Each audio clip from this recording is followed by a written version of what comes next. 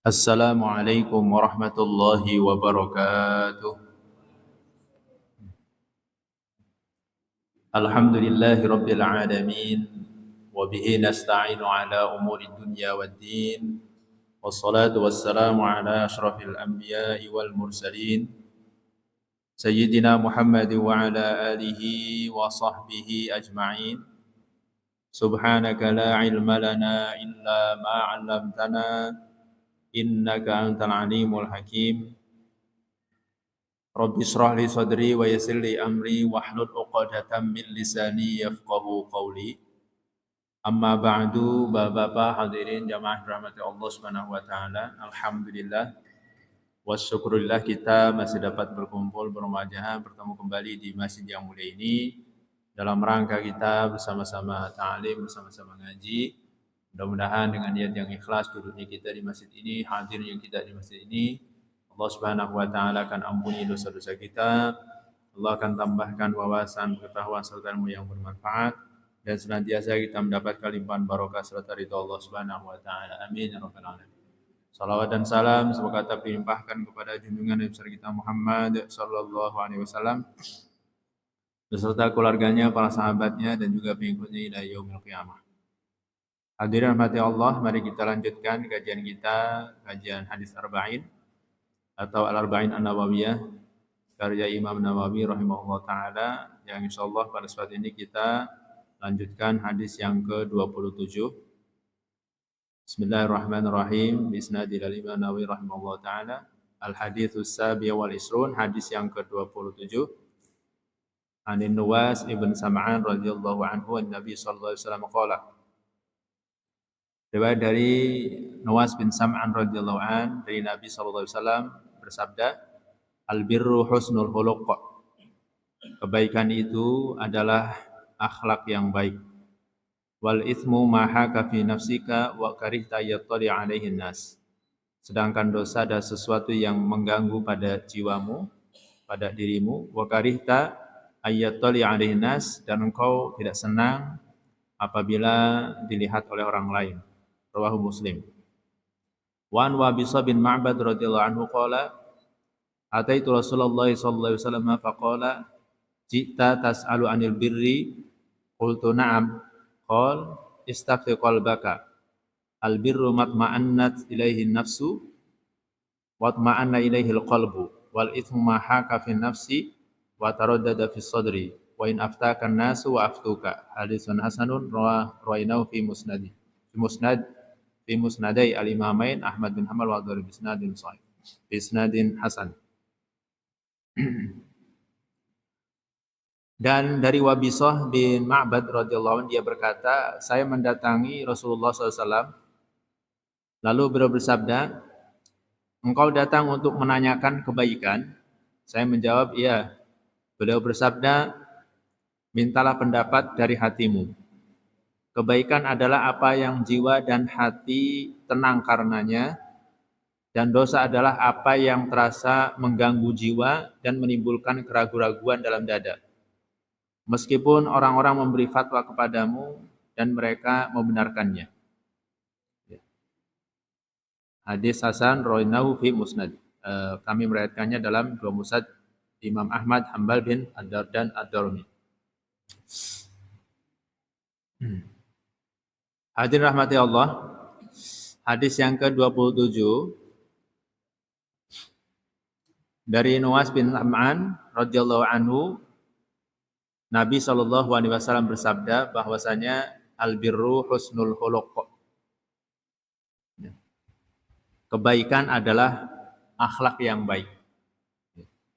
Sedangkan dosa adalah apa yang terasa mengganggu jiwamu dan engkau tidak suka jika diketahui manusia. Ini berbicara tentang kebaikan dan perbuatan dosa.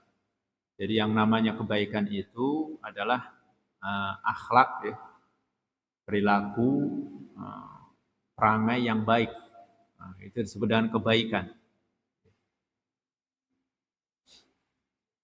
Sedangkan dosa itu sesuatu yang mengganggu hati kita. Ya. mengganggu hati kita, bahkan hati kita itu merasa nggak enak gitu. Ya.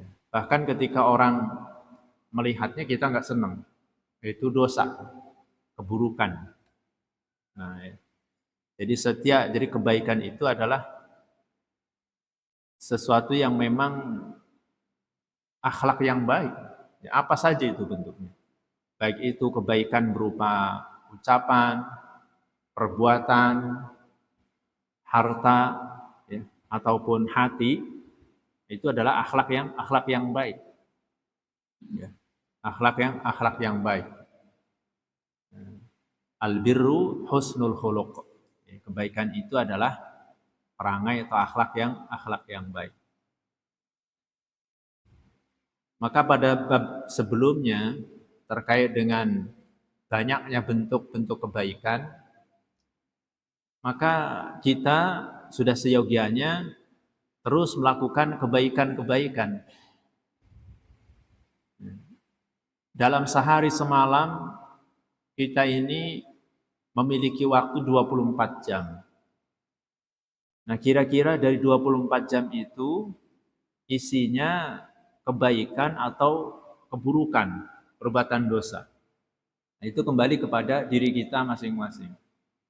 Bagaimana kita memanage, ya, mengatur waktu dengan sebaik-baiknya. Karena al-waktu kasayfi, waktu itu seperti pedang.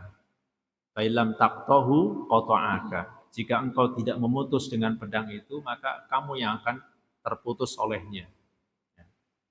Maka pentingnya kita menggunakan waktu dimulai dari kita tidur, ya, sampai kita tidur lagi. Nah, 24 jam. Imam Al-Ghazali menggambarkan ibaratnya kita ini nih di rumah punya lemari 24. Lemari 24. Kira-kira isinya apa ya?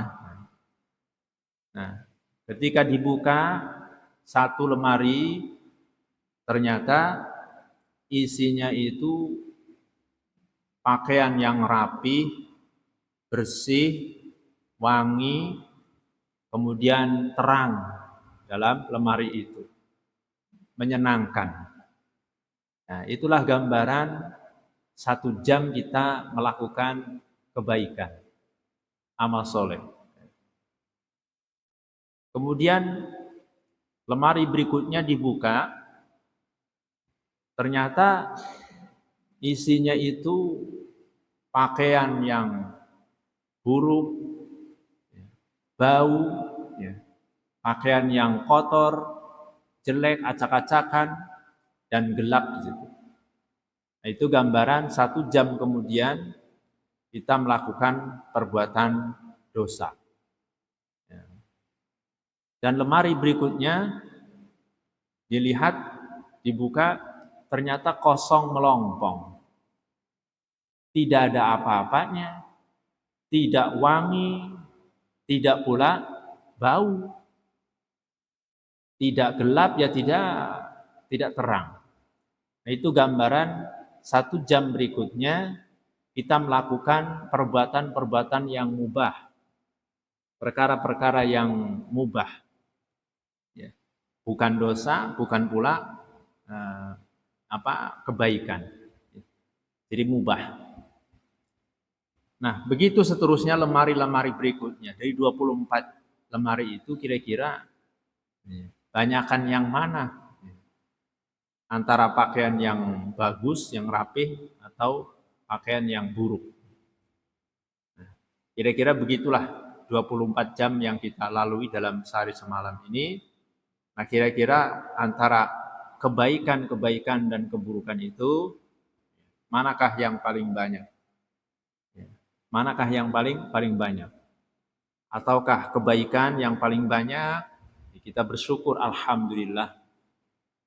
Ketika kita melakukan kebaikan-kebaikan, kita bersyukur, alhamdulillah.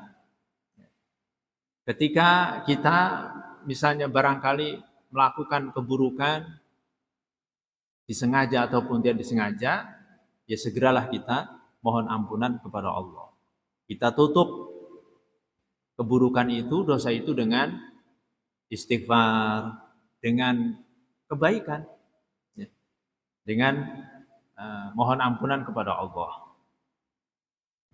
Kemudian kalau perkara itu perkara yang mubah, perkara-perkara yang mubah yang kita boleh melakukannya, tidak mendapatkan pahala, tidak pula dosa, maka sebaiknya ya, sebaiknya kita lakukan perkara mubah itu biar bernilai. Biar jangan istilahnya tidak ada nilainya. Ya. Kalau kebaikan kan nilainya pahala tuh, pahala. Kalau dosa ya nilainya dosa. Tapi kalau perkara yang mubah itu hal yang mubah, tidak pahala, tidak pula dosa. Nah, bagaimana sekarang biar perkara yang mubah itu kita mendapatkan pahala? Jangan mendapatkan dosa atau tidak ada nilainya, biar bernilai pahala. Caranya bagaimana? Ya caranya tanamkan niat yang baik. Tanamkan niat yang baik dan banyak. Misalnya perkara mubah itu kan misalnya ya kita berpakaian, kita makan, kita minum, kita pakai sendal, pakai sepatu, pakai peci, atau kita pakai pakai sarung, pakai sorban, ini perkara-perkara yang mubah. Perkara yang mubah. Nah, ini kalau misalnya kita lakukan biar bernilai, mendapatkan pahala, caranya adalah niatkan yang baik. Misalnya kita berpakaian nih, kita pakaian dari rumah mau ke masjid. Nah, kalau tidak ada niat misalnya, tidak ada terbesit dalam hati kita, ya kita ya selayaknya manusia berpakaian. Tapi kalau kita niatkan, kita berpakaian itu niatnya untuk apa? Untuk menutupi aurat sebagai bentuk kewajiban. Kemudian mensyukuri nikmat Allah, alhamdulillah saya punya pakaian. Kalau memang yang punya yang paling bagus, yang paling mahal dipakai. Ya, buat apa disimpan-simpan kan gitu. Barangkali BHS-nya dipakai kan gitu. Dalam rangka mensyukuri nikmat Allah. Alhamdulillah kebeli BHS misalnya yang paling mahal misalnya gitu ya. Kemudian niatnya berikut? Niatnya memuliakan, menghormati masjid. Karena kita mau ke masjid. Niatnya menghormati masjid dengan pakaian yang bagus, pakaian yang pantas. Ya bani Adam khudhu zinatakum inda kulli masjid. Pakailah pakaianmu yang bagus ketika masuki masjid. Jadi niat menghormati masjid. Lalu kemudian apalagi niatnya? Memuliakan ilmu. Memuliakan, menghormati ilmu. Karena sekaligus di masjid juga mau ngaji, sekalian ngaji. Jadi menghormati, memuliakan ilmu dengan kita berpakaian yang pantas, yang layak. Karena itu merupakan adab ya. Makanya Imam Abu Hanifah itu ketika mengajar itu, ketika menyampaikan ilmu, ya beliau itu berpakaian yang bagus. Bahkan udeng-udengnya itu gede. Jadi udeng-udengnya, sorbannya itu gede. Kemudian jubahnya juga ya ini. Asalnya ya yang inilah untuk menunjukkan kewibawaan. Jangan sampai ya ilmu direndahkan. Ya, jangan sampai ilmu itu direndahkan karena penampilannya yang kurang pantas misalnya. Makanya ya kayak pengajar misalnya, ya kiai, ustaz ya enggak masalah berpakaian yang ini ya, yang pantas, berpakai sorban, pakai udeng-udeng gitu, pakai gamis gitu. Itu dalam rangka tadi biar jangan direndahkan oleh orang yang enggak senang agama. Ya. Jadi ya karena melihat orang yang enggak ya penampilannya itu tidak ini misalnya, akhirnya dihinakan, direndahkan, apalagi non Islam misalnya. Ya. Tapi itu kembali kepada niat ya, niat kita. Ya. Jadi dalam rangka menghormati ilmu ya seperti itu dari sisi pakaian ya, dari sisi penampilan. Oleh karena itu Syekh Abdul Hasan Asy-Syadzili, Al-Imam Abdul Hasan Asy-Syadzili, beliau pendiri tarekat Syadziliyah. Ini beliau itu ya seorang mursyid ya. Al-Mursyid Al-Kamil. Itu dalam hal penampilan itu keren. Padahal istilahnya pengamal tarekat yang konotasinya pengamal tarekat itu sufi yang selalu berpenampilan sederhana. Dengan zuhudnya, dengan khumulnya, pakaian pun sederhana. Tapi tidak dengan tarekat Syadziliyah. Ya, karena mursyidnya itu mengajarkan luar biasa. Dari sisi penampilan, karena memang kaya. Beliau itu seorang imam yang kaya raya. Nah, sehingga diriwayatkan, disahkan, ya, pakaiannya itu paling mahal. Pakaian jubahnya, gitu. Kemudian kendaraannya, kudanya itu juga Masya Allah, luar biasa. Tapi sekalipun kaya tetap kekayaannya itu tidak masuk ke dalam hatinya. Tidak masuk dalam hatinya, hanya sebuah sarana. Tadi, ya ketika ditanya alasannya kenapa kok berpakaian mahal, tidak seperti yang lainnya. Itu dalam rangka menjaga kewibawaan ya, ilmu, kewibawaan agama. Ya. Jadi selama tadi itu kekayaannya itu, dunia itu tidak masuk ke dalam hatinya. Justru dijadikan sebagai sarana mensyukuri nikmat Allah dan digunakan di jalan Allah. Bukan untuk kesombongan, bukan untuk pamer ataupun takabur. Ya. Itu makanya ya dalam satu penjelasan para ulama itu, pengamal tarekat Syadziliyah itu biasanya umumnya mereka ya berkecimpung dalam bisnis, berdagang, karena memang dan kaya gitu. Ya, luar biasa. Ini kita makanya dalam hal berpakaian itu niatkan begitu ya, biar mendapatkan ganjaran, mendapatkan hal. Sebaliknya kalau niatnya untuk maksiat ya jadi maksiat. Ya kita berpakaian untuk pamer, untuk sombong, takabur. Ya. Saban hari, saban waktu pakai gamis udeng-udeng biar dipanggil ulama, biar dipanggil kiai. Ya, ini mah ya sudah rusak ya. Dan juga kita makan misalnya. Ya, makan minum itu kan perkara yang mubah istilahnya. Nah, kalau kita tidak niatkan makan itu, ya sebatas kita mendapatkan kenyang dengan makan, dengan minum itu. Tapi kalau kita niatkan makan itu untuk ibadah, memberikan kekuatan, biar kuat ibadahnya, biar kuat ngajinya, ini kan jadi pahala. Nah itu perkara-perkara yang mubah ya. Tapi kalau perkara maksiat, perkara dosa, sekalipun niatnya baik, ya tetap aja dosa. Ya. Kalau perbuatan dosa, sekalipun niatnya baik, ya tetap saja dosa.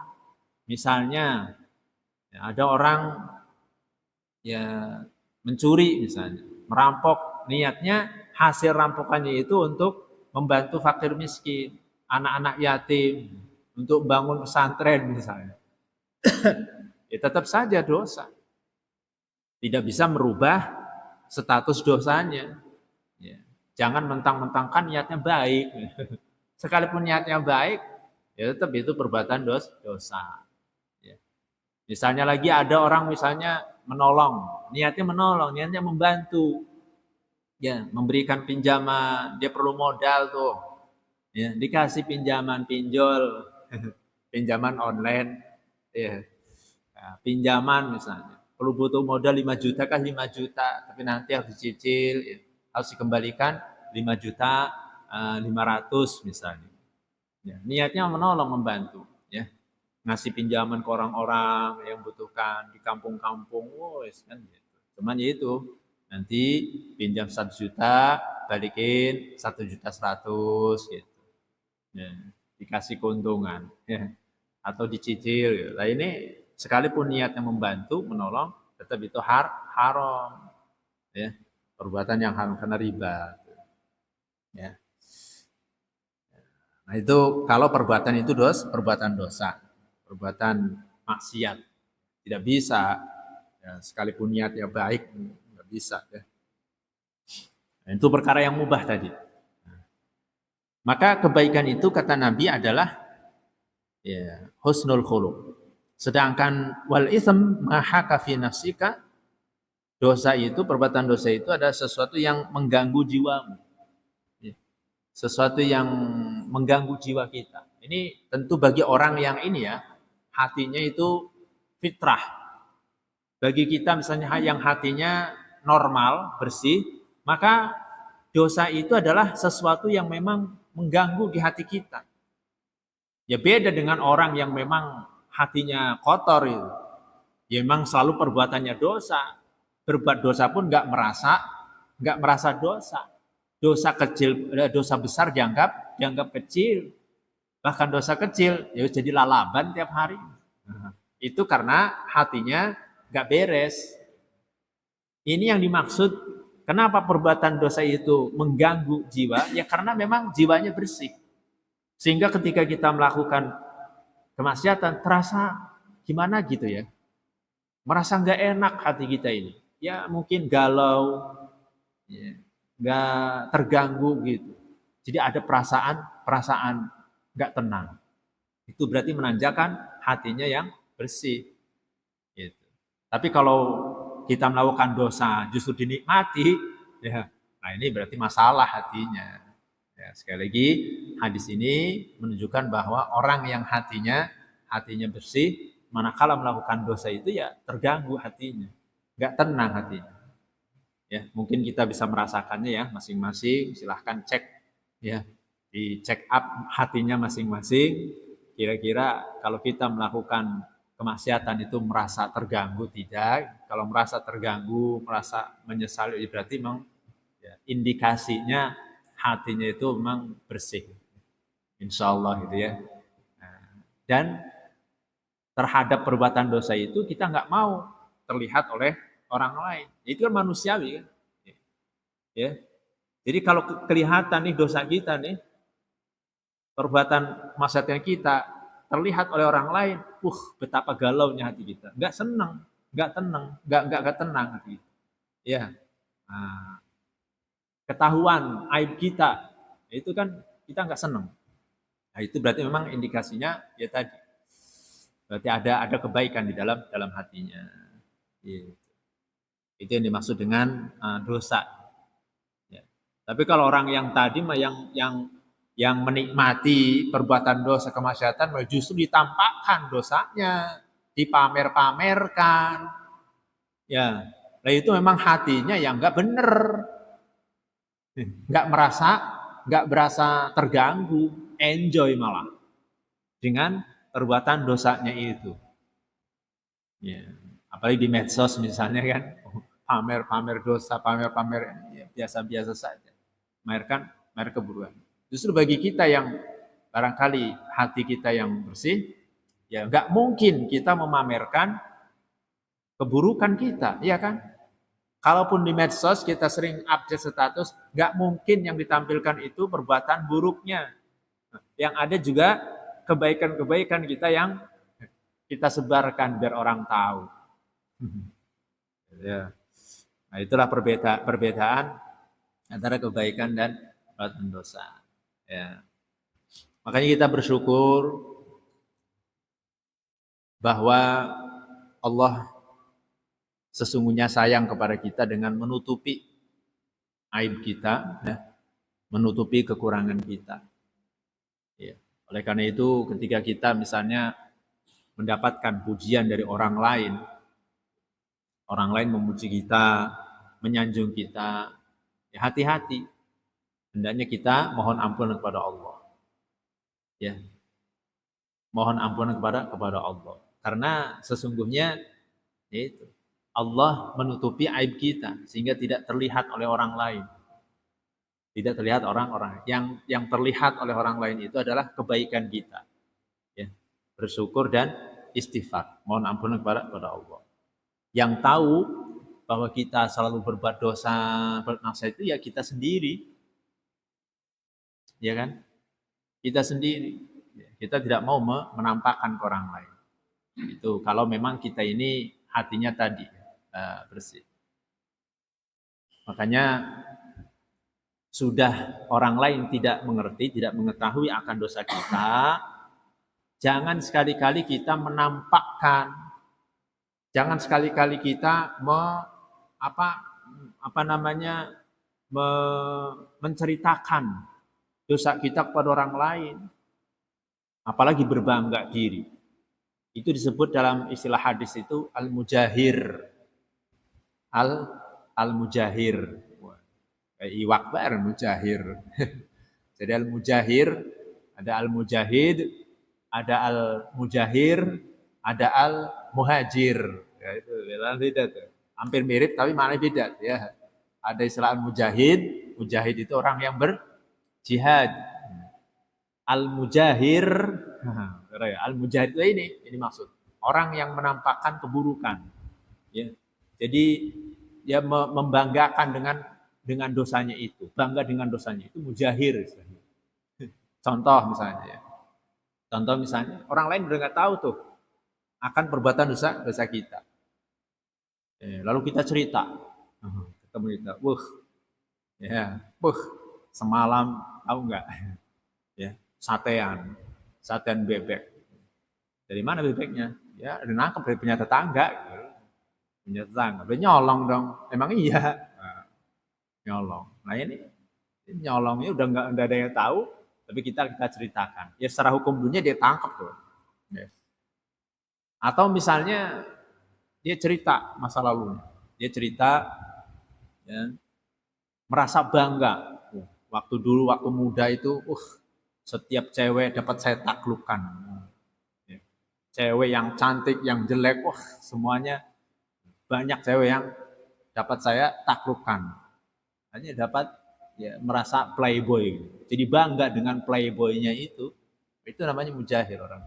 Ya. Itu namanya membuka dosanya sendiri. Nah, itu Allah murka seperti itu, nggak boleh. Ya, artinya apa? Ya artinya kalau orang lain sudah tidak tahu tentang dosa kita, ya sudah. Hanya Allah saja yang tahu. Jangan dibangga-banggakan, wong dosa jadi banggain. Ya. Jadi bangga dengan kehebatannya, misalnya membunuh orang, kehebatannya misalnya menipu, semacam-macam. Ya. Tadi menaklukkan cewek dengan ilmu peletnya misalnya. Ya. Nah, itu namanya mujahir. Ya. Mujahir. Kalau muhajir itu artinya orang yang hijrah. Hijrah, muhajir misalnya. Jadi ada mujahid, ada mujahir, ada muhajir. Nah, itu bedanya tuh. Muhajir itu orang yang hijrah. Hijrah itu baik hijrah tempat, dari satu tempat ke tempat yang lain, itu namanya hijrah tempat. Dari rumah ke masjid, itu hijrah. Dari Mekah ke Madinah, itu namanya hijrah tempat. Ada juga hijratul amal. Hijrah amal, perbuatan. Nah, hijrah amal itu dari amal buruk kepada amal kebaikan. Gitu. Namanya hijratul amal. Yang tadinya nggak pernah sholat, ya hijrah. Hijrah, sholatnya rajin. Yang tadinya nggak pernah berjamaah, hijrah. Berjamaah di masjid. Yang tadinya nggak pernah lakuin amalan-amalan sunnah, hijrah. Ya. Itu namanya hijratul amal. Ya. Ada juga hijratul amil. Hijrah orang yang beramal. Maksudnya meninggalkan orang yang melakukan perbuatan kemungkaran atau dosa. Itu ditinggalkan. Sehingga Orang yang melakukan kemungkaran itu berubah. Itu namanya hijratul amil. Nah, itu istilah ini ya dalam hadis. Kemudian dalam hadis ini, dalam riwayat yang lain tadi riwayat Imam Muslim, dalam riwayat Ahmad bin Hambal dan Imam Ad-Darimi ini dengan redaksi yang berbeda. Riwayatnya dari Wabisah bin Ma'bad radhiyallahu anhu qala, ya berkata ataitu Rasulullah sallallahu faqala. Jadi Wabisah ini datang kepada Nabi sallallahu alaihi wasallam lalu dia bertanya, ya, bertanya tentang kebaikan. Makanya Nabi ketika datang Wabisah itu lalu ditegur, ya, kamu datang bertanya tentang kebaikan? Qal, ya. Qultu, kata Wabisah, na'am. Ya. Qala, maka Nabi menjawab, istafti qalbaka. Ya. Kata Nabi, istafti qalbaka. Mintalah fatwa kepada hatimu. Ya. Ya. Jadi mintalah pendapat dari hatimu. Jadi ketika Nabi ditanya tentang kebaikan, malah dibalikin lagi. Coba tanyalah hatimu. Jadi kebaikan itu memang tadi tergantung sikap hati kita itu. Ya. Kira-kira kalau hati kita nih, ya, hati kita ini merasa tenang, nyaman, baik. Ya, itu berarti itu namanya kebaikan. Ya, memang umumnya ketika kita melakukan kebaikan itu, Pak, ya, ada kenikmatan tersendiri kan? Ada kenikmatan tersendiri. Ya. Ya, misalnya kita berbagi saja. Misalnya kita berbagi.